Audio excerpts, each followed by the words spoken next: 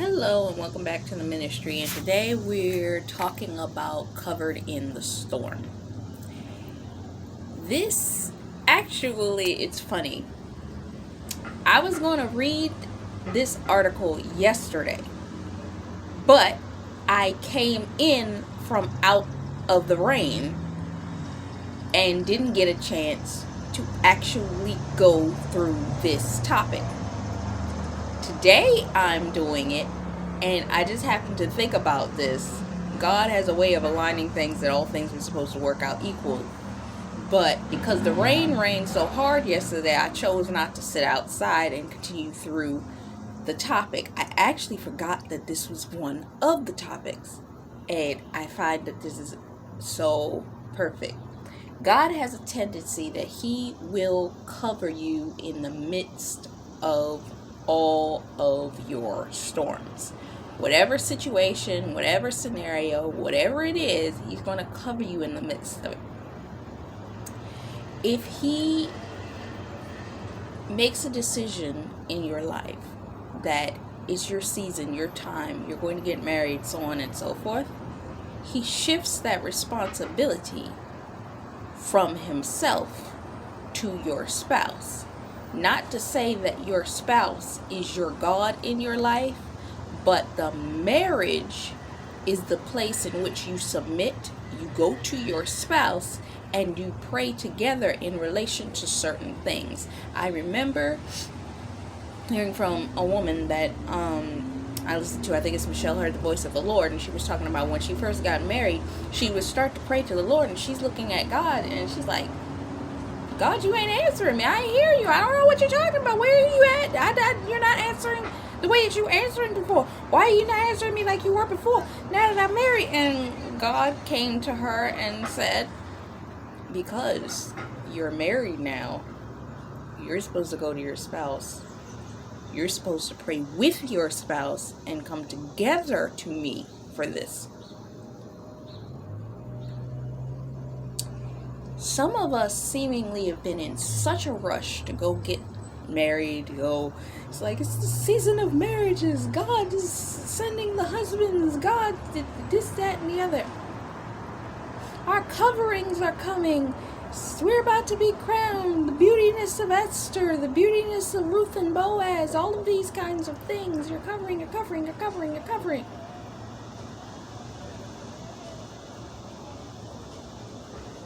But people don't realize that you lose the intimacy with God that you once had when you get married, because there's a level of submission that has to take place between you and your spouse. That's why they always say that you must be absolutely certain and be in full alignment when you get married to your spouse, meaning you must be at least in the same religious beliefs, or that person needs to be coming into those beliefs,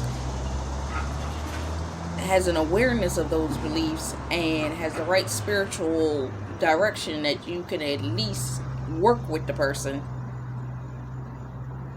before you marry them. Because two cannot walk together unless they agree. A person can't be in a completely different religion and you marry them. Now, if you got married and you both decided to give your life to God and you led that person into Christ, that's another thing. If you manage to lead the person into Christ, that's another thing.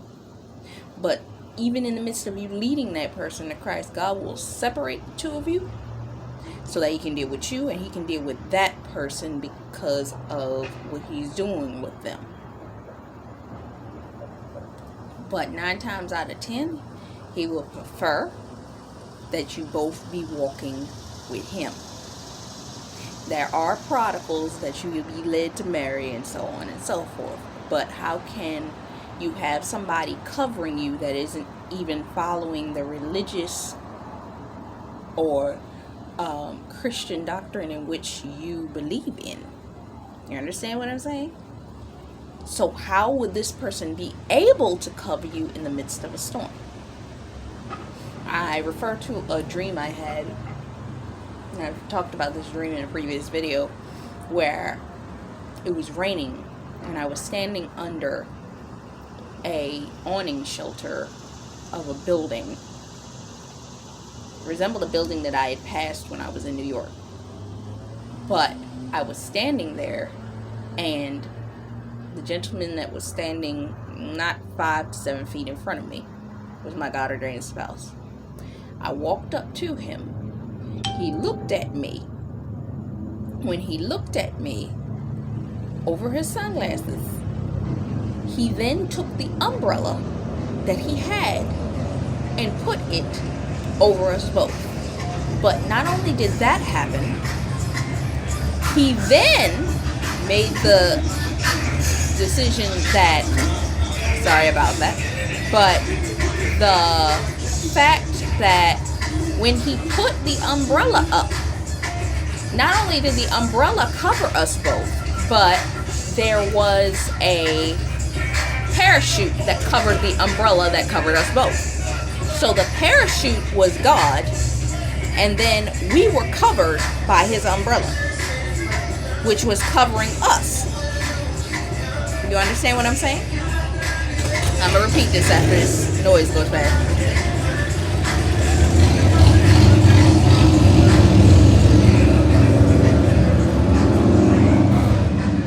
Devil don't like it when you be giving words. He really just don't. But basically what I was saying was, when my God ordained spouse put up the umbrella, a parachute shot up from above the umbrella and expanded over both the umbrella and us. So it was like God was covering the covering that was covering us both.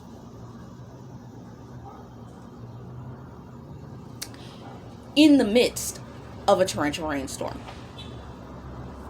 I remember this happened twice. This happened back in December.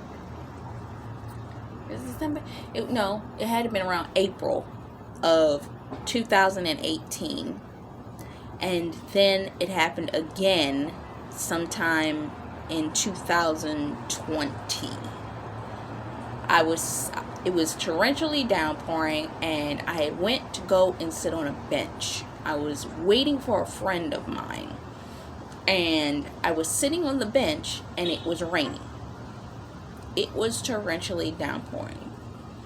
I had my umbrella, and the only tree was directly above me. As I sat underneath that tree as it rained torrentially, somehow no rain was hitting where I was sitting. No rain was hitting underneath of that tree. And I wasn't directly sitting underneath the tree. No rain. So I was covered in the midst of the storm. A lot of people do not understand the magnitude of the things that are happening in the world right now. Revelations depicts in Revelations 3, 8 and 11 through 13 maybe, that it talks about that you will be covered in the time of testing that will come. Every man, woman, and child will be tested. But it will be shown and proven that you were the one that God loved, because God covered you. God protected you in the midst of it. What everybody else was going through in the same time frame, you were not. You will not go through. You won't experience the same type of trials that everybody else is experiencing. You won't experience the same types of things because you prayed, you fasted, you did everything that you're supposed to do. But while everybody else is experiencing the storm in its fullness, the fire, the brimstone, the inflation, the illnesses and the sicknesses and the plagues and all of these types of things, God is going to cover you as his children. And because he honors you, he will cover your loved ones. And I have been praying into that. In the midst of the storms, the way you prayed, the way you fasted, the way you pushed, pressed, until something happened, He's going to cover you and He's going to honor you in the midst of it. He's going to protect your loved ones. Doesn't mean that they aren't going to experience certain things, and you may feel it's unfair for them to have experienced certain elements, but some things He's allowing to happen to them because of the fact of certain disobediences. Even the Lord disciplines the foolish. He does. It says that somewhere. It's either in Proverbs 2 or 3, or Psalms 2 or 3. But He disciplines His people. He disciplines those He loves. They're going to experience a certain degree, but they ain't going to experience the degree that they would if they weren't being prayed for by a child of God. If they weren't being represented by a child of God. For it says in the Word that as we pray, how does the scripture go? That the Lord looked to and fro for someone to stand in the gap, due to the fact that we have stood in the gap for our families, our friends, all of these types of situations. We will cover them in the midst of the storm. Joseph covered his family in the midst of a famine. He left, he became emperor, and once he became emperor in the midst of the famine, he brought all of his family to where he was in order to protect them and made sure that they were covered in the midst of the season of storm, famine, and testing, trial, and so on and so forth. Some people aren't willing to go in the midst of the storm, but in them going is going to provide the preparation necessary for their families to be covered. And because God honors the child of God, He will honor them. But it says in the Word, and I always remind God of this scripture when it comes down to me and my prayer posture, and that is what's the exact words? I'm trying to make sure I say it correctly. Is it for all that you have gone through, you will be richly rewarded. I know for all of the testing, the trials, the fact that I stood for my family, the fasting, the prayer, the multiple levels of deliverance, all of these things that I walked through that my family did not. God's going to honor me for what I suffered. And He's going to cover them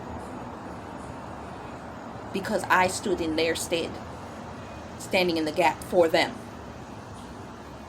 covering them in the midst of the storm.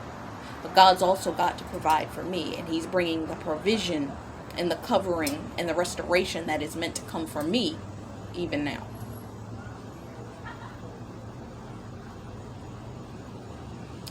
God will cover you in the midst of the storm, but you have to be willing to stand still. That's one thing that I've come to the understanding of, that I would be covered in the midst of the storms, that I'd be covered in the midst of the confusion. I would be covered in the midst of it. That when I was sitting on that bench that day and I was trying to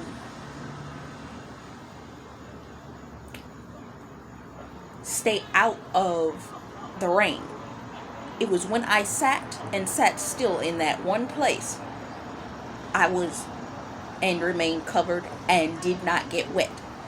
There are a lot of times and spaces and places where we are in the midst of turbulence, and God needs us. I need you to sit still right there, and you're not going to get wet. The past few days, I've been in a state of frustration, and the Lord even showed this to me in a dream, that there's been frustration, tired, confusion, so on and so forth. But the answer to the thing is a surprise thing that the Lord is preparing to do that you don't even know is about to happen. And it's not that the confusion and all of this type of stuff is causing problems. No. It is not a delay, nor is it a denial. It's a preparation for the culmination of what it is that you're waiting for and expecting. But you have to sit still in the midst of the turbulence and the storm and the confusion, waiting for that thing to happen. I've been waiting for something specific to happen, and I'm getting confirmation after confirmation. It's coming, it's coming, it's coming, it's coming. But it's also a confirmation to say the door is coming, it's about to open. 1, are you ready for the door to open? 2, when the door opens, are you ready to walk through that door? 3, that it's on its way to you. And there may be a little bit of delay on the opposite side, but don't worry about that. It's still coming. Calm down. In the midst of it, I need you to do me the favor of resting. Stand still.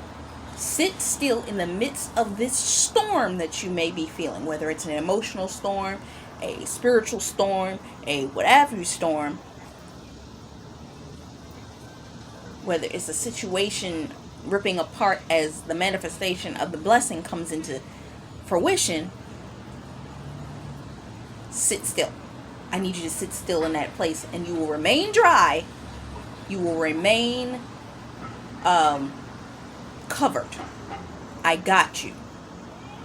God has been saying, and I heard this through a couple of words in the past few days, rest in these next few days.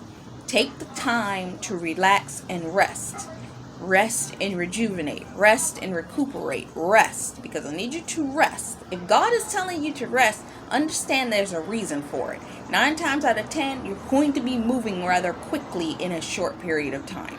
And because of that, He needs you to take the time to take an account of what needs to be done, prepared for, and rest in that.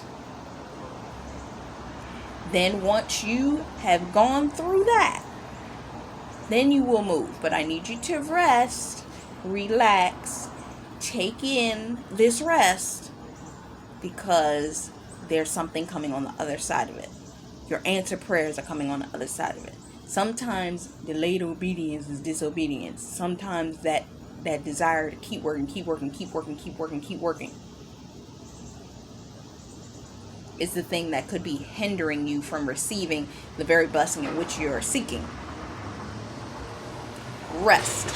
Because by not taking the rest and the move occur, you're unable to maintain or walk at the speed of the movement because of the fact that you didn't take that rest, that you didn't sit still when God was covering you, because you were waiting for that thing to happen. Because you're tired, you're confused, you don't understand, you're trying to do all of this, and you're like, God's saying, I need you to sit still, and I need you to rest in the midst of me, so that I can give you wisdom and direction, so that you can make these next steps appropriately and remain covered. Because a lot of people are being prepared for weddings and marriages. I was literally sitting there watching a few food videos. I need to stop doing it. It's Sabbath. I need to stop watching food videos. I do this. I don't know if it's just comfort. It's comfort to watch food videos even though I'm not eating. But the funny thing about it though is there were 3 indications for marriage and wedding that had nothing to do with what I was sitting there watching. 3. The first was the 2 people in the first video I was looking at were preparing to get married. The second, it showed a wedding video from the day these 2 people got married, and they recorded a clip content to send these people that were doing the food reviews. 3, The last video was actually the day of that same couple that was assisting the main cast wedding, and they were going to record it and show it to the viewers. And I was like, I am not even trying to look at anything in relation to marriage and weddings, and I came here to watch some food videos and you got weddings in it. What is this? I was trying to enjoy the Krispy Kremeness of the video, and they were talking about marriage. Not to mention, there's a young woman, I forget what her name is, does a ministry set of videos, and she was talking about donuts. I've been seeing donuts everywhere, and in it she was talking about God is about to give you the good things. And the young woman, the other woman that I listened to this evening, was talking about God is about, though it may seem like it's late, God is going to make it sweeter than what you expected. I was like, God, you and your confirmations, go ahead. And I want this thing to be sweet because I fought hard for it. I remember it was summer 2016 maybe, and in that summer,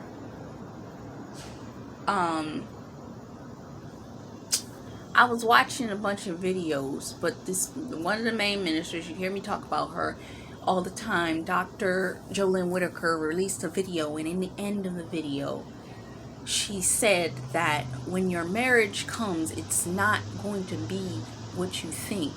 It's going to be enjoyable. It's going to be a blessing. It's going to be peaceful. And a guy that I was not talking to him in relationship form. I was talking to him as a mentorial, just a friendly person to talk to. He called me back later that evening or the next morning, and he said, that was for you. God has been trying to show me for years that my marriage is not going to be as tumultuous or confusing or what have you as one might expect, especially for the industries and places and spaces me and my spouse are supposed to walk into. But it's going to be peaceful, at least with us. I can't say for the rest of the world. But I just pray that the communication between the two of us is strong and we are able to maintain clear-headedness when warfare comes. And it's not one of those situations, I'm blaming you, I'm irritated, this, I'm that. No. That we both have enough spiritual wisdom to be able to understand. He can see when I'm under spiritual warfare, and that I can see when he is. So that we know, okay, pause. This ain't the time for us to be arguing or fighting each other. This is a moment in which I need to be laying hands and praying on you. You know what I'm saying? That there is peace between the two of us. I literally was listening to a video the other day from one of the young women, and she was saying that this is a season that the enemy is detrimentally afraid of marriages. And because of that, what the enemy is doing is there are literal witch covenants praying specifically and only for marriages not to come to pass. God ordained marriages to not come to pass in this season. Why? Because this is the season of marriage, and God's going to make sure it happens. And these witch covenants are praying to do anything possible to destroy the potential for these marriages to happen, to bring sin into the mix, to do something to it's not cause sin in a marriage, is defile the purity of what God's trying to prepare and present. Because if he can defile it before it comes into full fruition, it's not that he's won, but he's messed up what God wanted to keep pure. And for what God puts together, let no man put asunder. So some people are getting married like this. Some people are getting married over a series of months. But whatever that is, there is a covering in the midst of that. God covers you until your spouse covers you. This was not where I was going with this, but this is where we ended up. So let's just ride with it. But yeah, it is what it is. So I hope this blessed you. But yeah, you are covered in the storm. God is covering you until otherwise. So this is Taj McCameron for the ministry. Until next time, bye bye.